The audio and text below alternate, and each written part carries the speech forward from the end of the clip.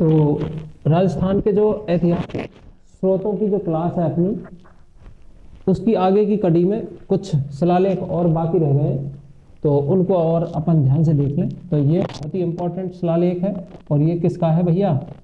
मेवाड़ शासक राज सिंह द्वारा निर्मित है। राज प्रशस्ति जो 1676 ईस्वी में कहाँ पर? राजसमंद झील के किनारे बनाई गई। तो यहाँ पर राज सिंह द्वारा, एक तो जानकारी किसकी यहाँ से मिलती है हमें? राज सिंह द्वारा अकाल राहत कार्य में, अकाल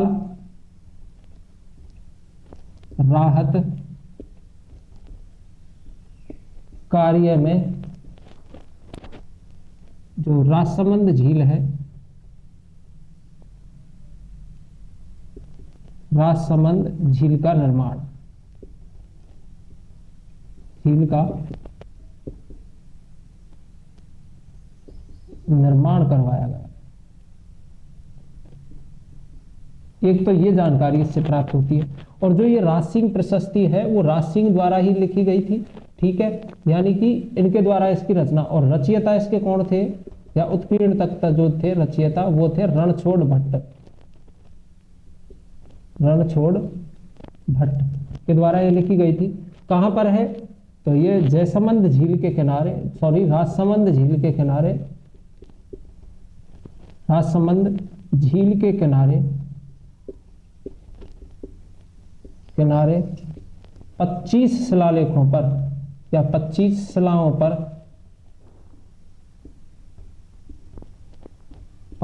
उत्कीर्ण है।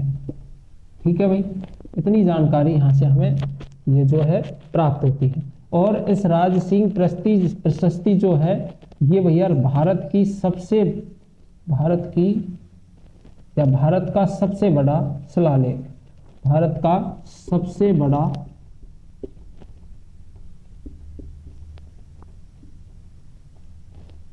शिलालेख है। तो भारत का सबसे बड़ा शिलालेख कौन सा है? राज प्रशस्ति है। और मेवाड़ शासक यानी गुहिल वंशीय जानकारी यहाँ पर हमें प्राप्त होती है। ठीक है, 1676 ईस्वी में है, राजसमंद झील के किनारे 25 शिलाओं पर उत्कीर्ण है। इसमें एक और क्या जानकारी मिलती है? तो यहाँ पर हमें मेवाड़ की विस्तृत जानकारी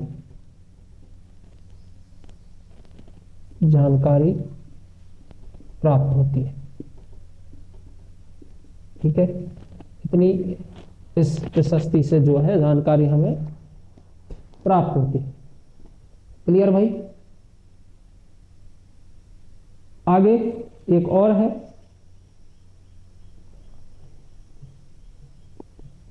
त्रिमुखी बावड़ी का लेख, जो राज सिंह से ही संबंधित है।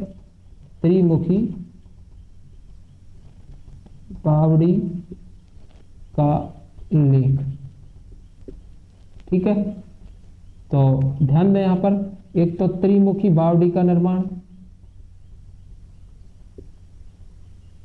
बावड़ी का निर्माण कहां करवाया गया? देवारी में, देवारी में त्रिमुखी बावड़ी का निर्माण करवाया गया। एक तो यह है, इससे जानकारी मिलती है। दूसरी यह है राज सिंह की मालपुरा तथा डूंगरपुरा या डूंगरपुर विजय की जानकारी यहां से प्राप्त होती है। और एक चीज और यहां से प्राप्त होती है, वो है राज सिंह, यहां जो चारुमती विवाह की विस्तृत जानकारी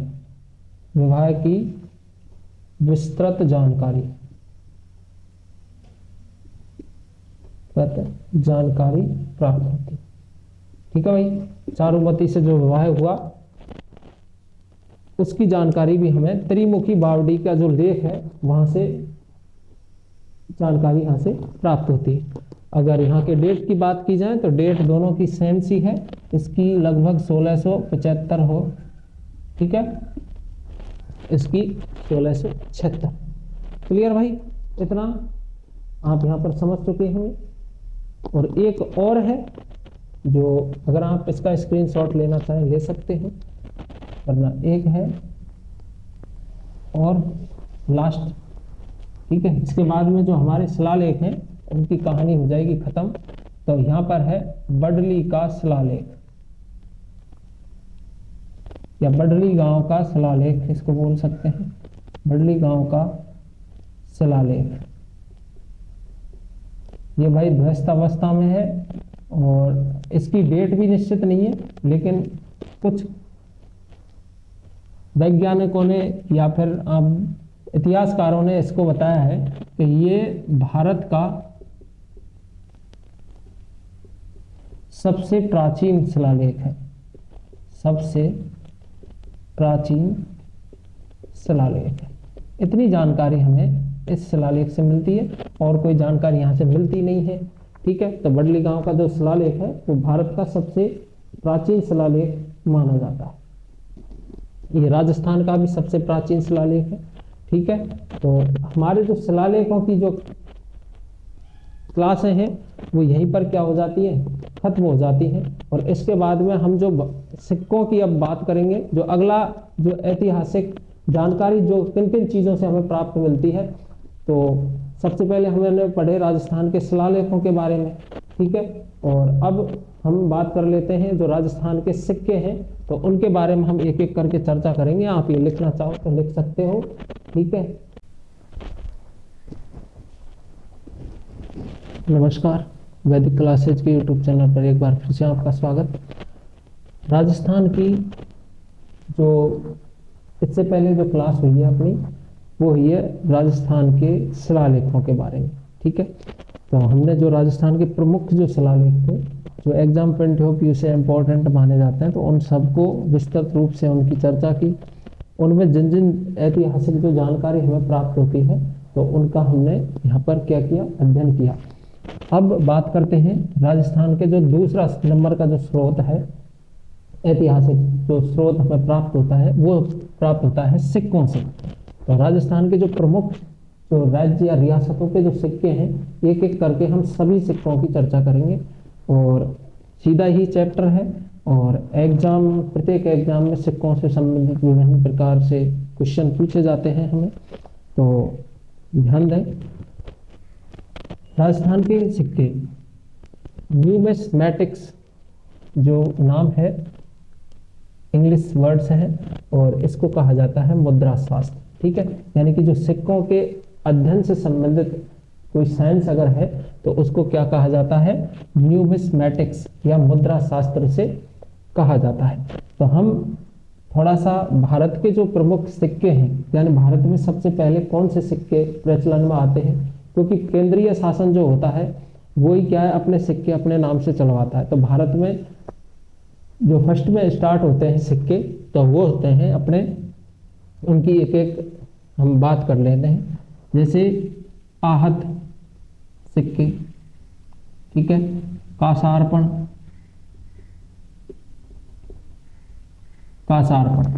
ये जो दो सिक्के ऐसे हैं भारत के काफी प्रमुख सिक्के हैं, ठीक है।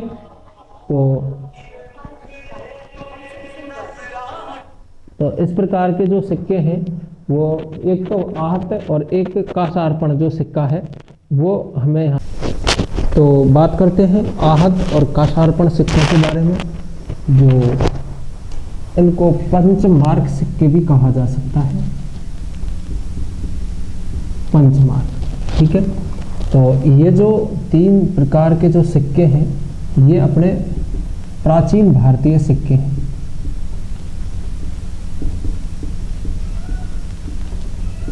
प्राचीन भारतीय सिक्के, ठीक है, ये तीन प्रकार के। इसमें अगर बात की जाए तो ये तीनों के तीनों ही कैसे थे, बिना तिथि और डेट के जो थे, ठीक है। इन पर कोई तिथि वगैरह जो है नहीं होती थी, ना ये लेख युक्त नहीं थे, यानी कि बिना लेख के बिना तिथि के ये सिक्के होते थे। ये जो कासार्पण है, इसी को धरण या पण भी कहा गया है, धरण या पण सिक्के, ठीक है। और कैसे होते थे भाई,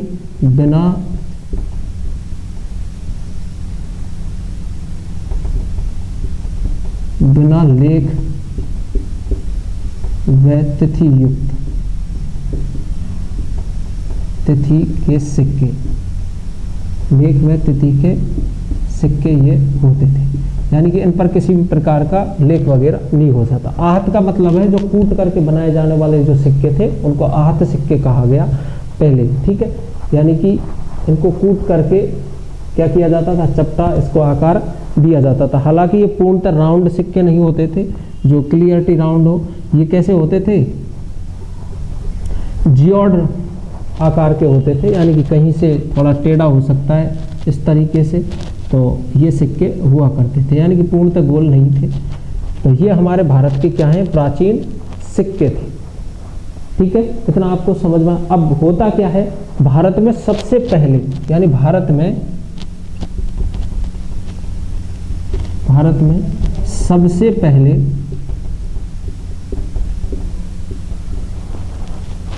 तिथि व लेख युक्त सिक्के, तिथि व लेख युक्त सिक्के, लेख युक्त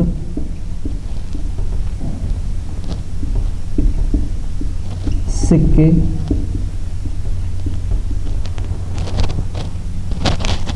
किसने चलाए, लेख युक्त सिक्के हिंद यवन,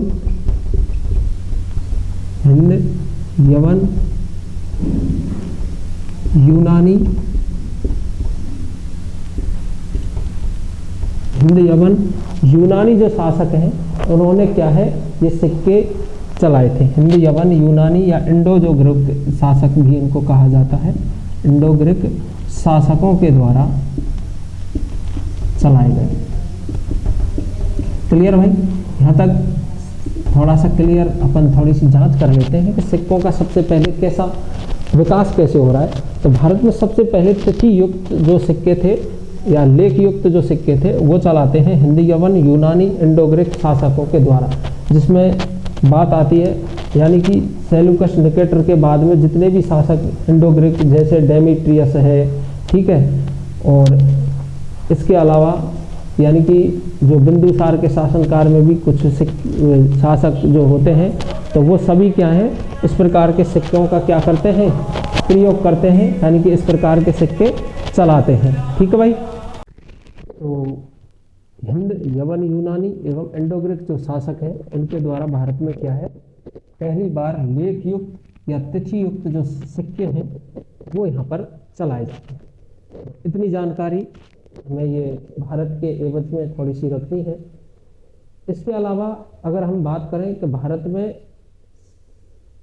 सोने के सिक्कों की जो शुरुआत की, यानी कि भारत में सोने के सिक्कों की शुरुआत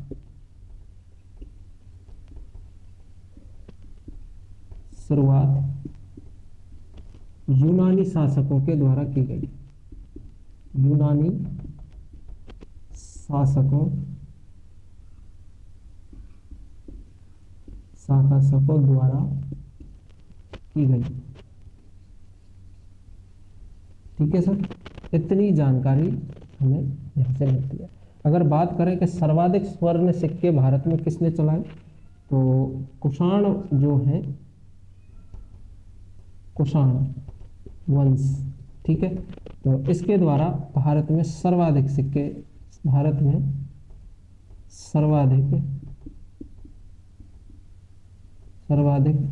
स्वर्ण सिक्के चलाए गए,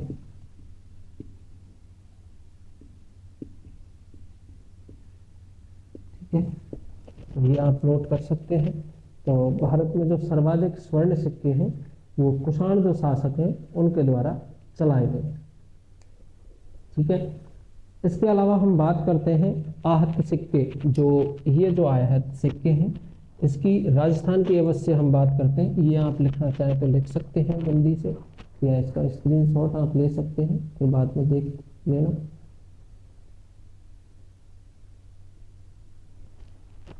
भारत में यानी राजस्थान में, तो राजस्थान में जो आहत सिक्के हैं, ये आहत सिक्कों का सर्वाधिक भंडार, यानी कि राजस्थान में आहत सिक्कों का या राजस्थान में सर्वाधिक भंडार,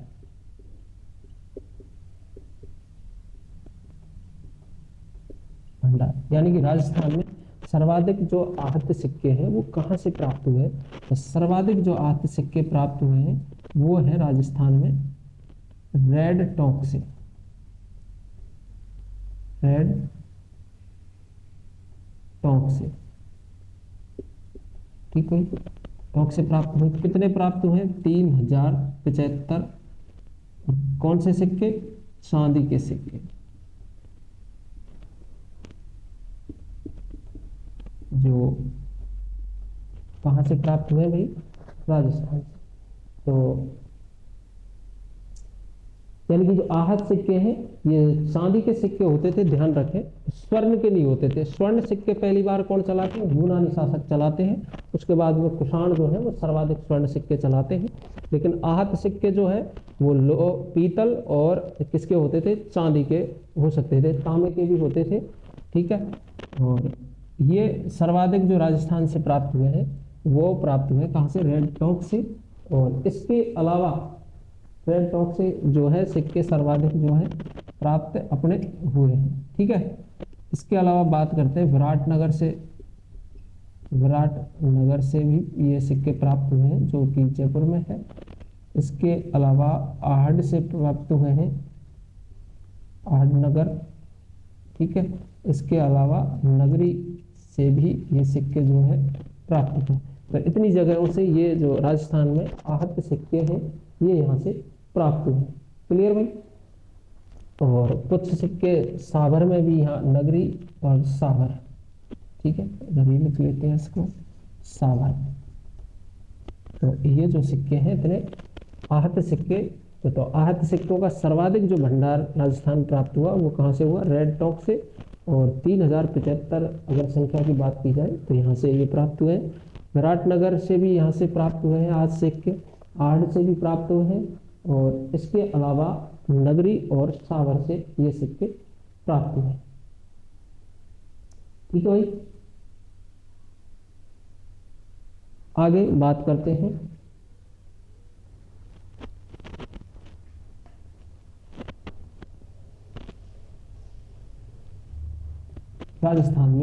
राजस्थान में ही मालवगढ़ के जो सिक्के हैं वो भी यहाँ से प्राप्त हुए। मालवगढ़ के सिक्के, ठीक है। और भाई सबसे ज्यादा कहाँ से प्राप्त हुए हैं? तो ये वही नगर टोंक से ये सिक्के जो है हमें प्राप्त हुए। मालवगढ़ जो सिक्के हैं ये हमें नगर टोंक से हमें जो है प्राप्त होते हैं। और इनकी जो खोज अगर की, यानी सबसे पहले किसने इनको देखा? तो ये भाई खोज जो करता था इन सिक्कों का, यानी जिसने पहचाना कि भाई ये मालवगढ़ के सिक्के हैं, तो वो थे कराइल।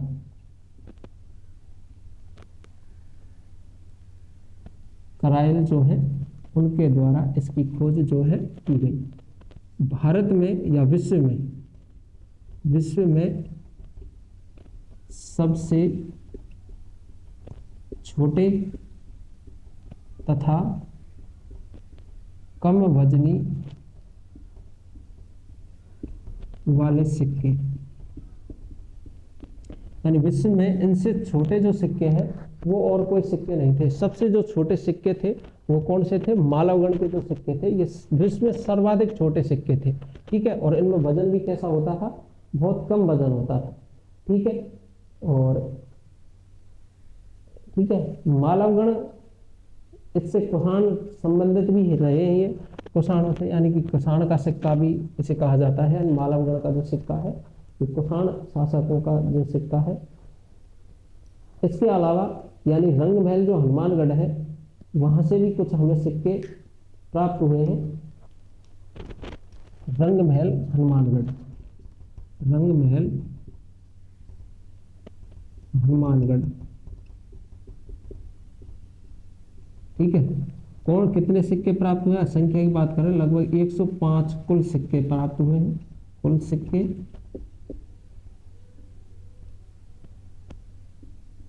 सिक्के जिनमें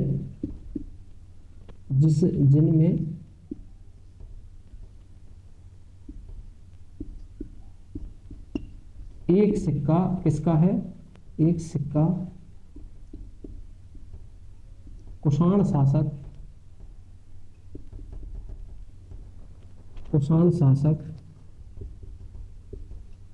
सम्राट कनिष्क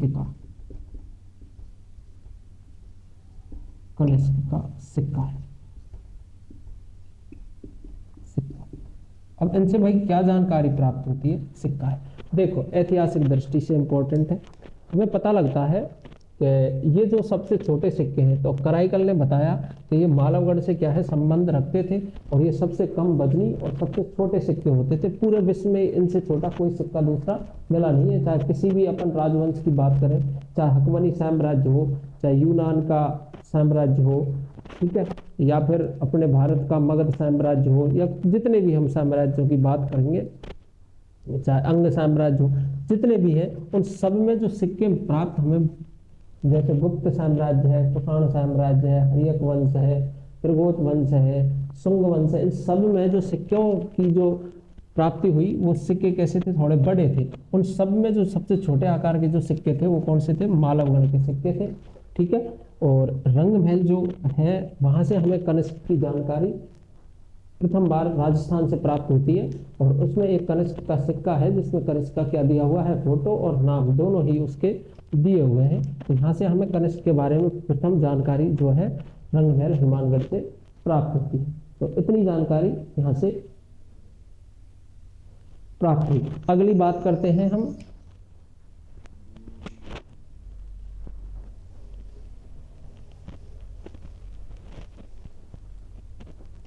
आगे, बैराठ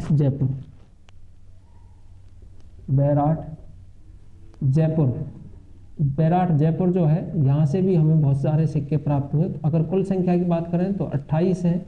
अब इनमें से अलग अलग जो सिक्के हैं, यानी कि कुछ तो हैं यूनानी सिक्के यानी इंडो ग्रीक सिक्के हैं, और कुछ क्या हैं हमारे भारतीय प्राचीन सिक्के हैं। यानी कि 28 या 36 यहाँ से सिक्के प्राप्त हुए, यानी कि ये मान लो आप 36 सिक्के, ठीक है। और जिसमें से 8 तो आहत सिक्के,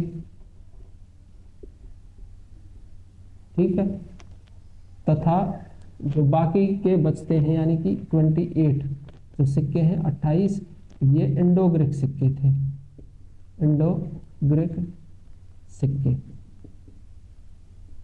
क्लियर है। तो बैराठ जो जयपुर है, वहां से भी हमें सिक्कों की जो जानकारी है वो प्राप्त होती है, जिनमें से कुछ सिक्के कैसे हैं, आहत सिक्के हैं, और कुछ क्या हैं, इंडो ग्रीक शासकों के सिक्के हैं।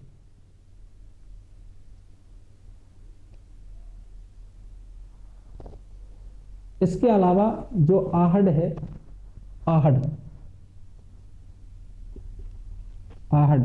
आहड़ से कुछ सिक्के हमें प्राप्त हुए हैं, जिसमें जो यहां से प्राप्त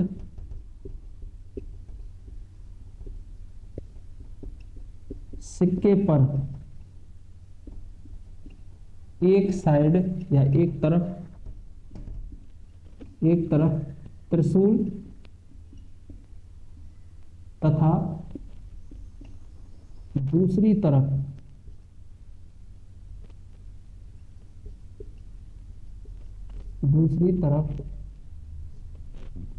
यूनानी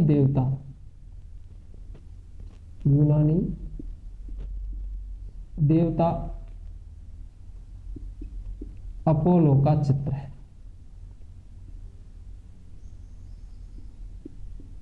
है, ठीक है भाई। ये जो है यहां से प्राप्त जो सिक्के हमें प्राप्त हुए हैं, उस पर एक तरफ और क्या है, यूनान देवता जो अपोलो है उसका अंकन चित्र बनाया हुआ है, और एक तरफ क्या है, त्रिशूल का चित्र अंकन हमें यहां से प्राप्त हुआ है, ठीक है भाई। और देखो इसके अलावा आप ये लिख सकते हैं, तो नंगला छैल, ठीक है, ये भाई कहाँ पर है, बयाना भरतपुर, ठीक है। यहाँ से सर्वाधिक कौन के सिक्के प्राप्त हुए, तो बयाना से, जो बयाना से सर्वाधिक गुप्तकालीन सिक्के, गुप्तकालीन सिक्के प्राप्त हुए, गुप्तकालीन जो सिक्के हैं, सिक्के प्राप्त हुए, ठीक है भाई। बयाना जो कि भरतपुर में आता है, और यहाँ से जो है गुप्तकालीन जो सिक्के हैं वो हमें प्राप्त होते हैं, ठीक है भाई। आगे देखो, इसमें से भी सर्वाधिक जो सिक्के हैं वो किस शासक से संबंधित रखते हैं, तो जो सर्वाधिक सिक्के हैं वो है चंद्रगुप्त द्वितीय की। अगर सिक्कों की संख्या की बात कर ली जाए तो कुल संख्या यहाँ पर जो सिक्कों की है, कुल संख्या है 1800, ठीक है। और सर्वाधिक सिक्के, सर्वाधिक सिक्के चंद्रगुप्त द्वितीय के, चंद्रगुप्त द्वितीय के, ठीक भाई, चंद्रगुप्त द्वितीय के, क्लियर। चंद्रगुप्त जो द्वितीय है उसके यहाँ से सर्वाधिक जो है सिक्के हमें प्राप्त होते हैं, ठीक भाई। तो इतनी जानकारी जो है नंगला छैल बयाना भरतपुर से हमें प्राप्त होती है, और यहाँ से सिक्कों का बहुत बड़ा भंडार यानी गुप्त काल के जो सिक्के हैं वो हमें यहाँ से प्राप्त होते हैं, क्लियर भाई। इसके अलावा रेड टॉक से भी कुछ मुद्राएं जो मिलती हैं, यानी कि रेड टॉक, टॉक से भी गुप्तकालीन मुद्राएं, यानी कि कितनी, कुल 6 मुद्राएं, 6 मुद्राएं, कुल 6 मुद्राएं प्राप्त हुई, जिनमें से, जिनमें 4 चंद्रगुप्त मौर्य से चंद्रगुप्त द्वितीय से संबंधित है, द्वितीय से संबंधित, ठीक। चंद्रगुप्त जो द्वितीय गुप्तकालीन शासक है उससे संबंधित है, यानी कि कुल रेड टॉक से अगर पूछ लिया जाए कि गुप्तकालीन मुद्राएं कितनी मिली है, कहां से, रेड टॉक से, तो कुल में 6 मुद्राएं प्राप्त हुई है, और जिनमें से 4 किसकी है, चंद्रगुप्त द्वितीय की है, और अन्य जो गुप्त शासक हैं उनसे संबंध रखती है। तो 6 जो मुद्राएं हैं ये हमें कहां से प्राप्त होती है, रेड टॉक से। एक बार और इसका दोबारा से रीड कर ले इसको। बैराट जयपुर से कुल 36 मुद्राएं प्राप्त हुई, जिनमें से 8 आहत सिक्के हैं और 28 किसके हैं, इंडो ग्रीक शासकों से संबंधित है। कहां से, बैराट जयपुर से प्राप्त, ठीक है। नंगला छैल बयाना से सर्वाधिक गुप्तकालीन सिक्के हमें प्राप्त हुए हैं, जिनकी अगर कुल संख्या की बात की जाए तो 1800 है, और जिनमें से सर्वाधिक सिक्के जो प्राप्त हुए हैं वो चंद्रगुप्त द्वितीय से संबंध रखते हैं। और रेड टॉक से भी कुछ गुप्तकालीन सिक्के प्राप्त हुए हैं, जिनकी कुल संख्या 6 है, जिनमें से 4 गुप्त शासक यानी कि चंद्रगुप्त द्वितीय से संबंध रखते हैं, क्लियर भाई। तो यहाँ तक अपन की जो, इसके अलावा कुछ और बात कर लेते हैं।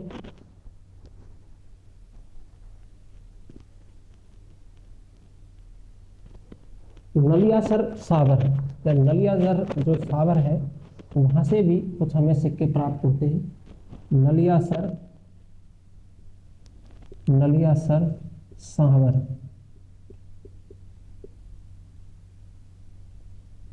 ठीक है, यहाँ से भी हमें कुछ सिक्के प्राप्त होते हैं।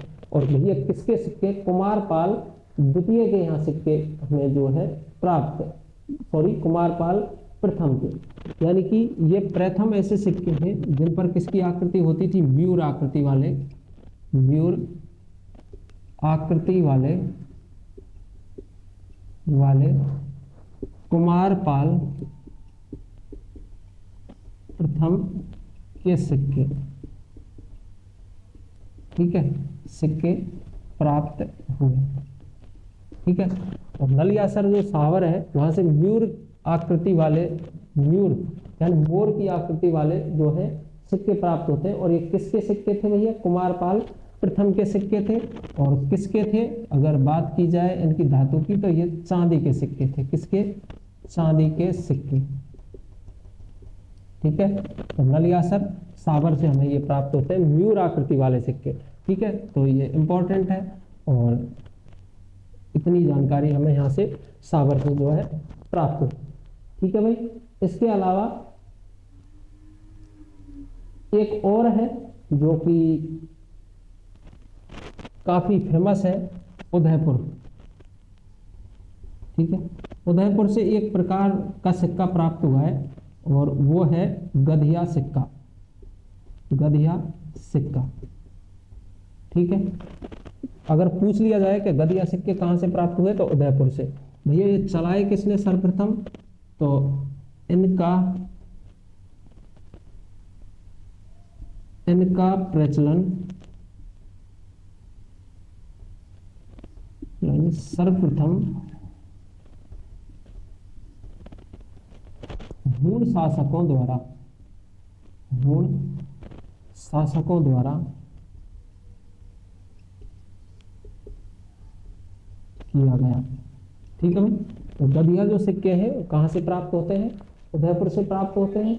और जिनका सर्वप्रथम जो प्रचलन किया गया वो किया गया था कहाँ से, हूण शासकों के द्वारा इनका प्रचलन किया गया। और ये कहाँ से प्राप्त होते हैं, मेवाड़ और मारवाड़, उदयपुर से ये जो है प्राप्त होते हैं। ठीक है भाई, मेवाड़ और मारवाड़ उदयपुर से। अगर मैं यहाँ पे लिखना चाहें तो हम लिख सकते हैं मेवाड़ और मारवाड़ से भी कुछ गधिया सिक्के हमें जो प्राप्त होते हैं। तो जगहों की हम एक अलग से बात कर लेंगे, पहले थोड़ा सा हम सिक्कों के बारे में समझ लें, जो प्राचीन काल से जो सिक्के चलते आ रहे थे उनके बारे में। तो यहाँ पर जो प्रमुख चीज है, अब इसके बाद में हम जो पढ़ेंगे वो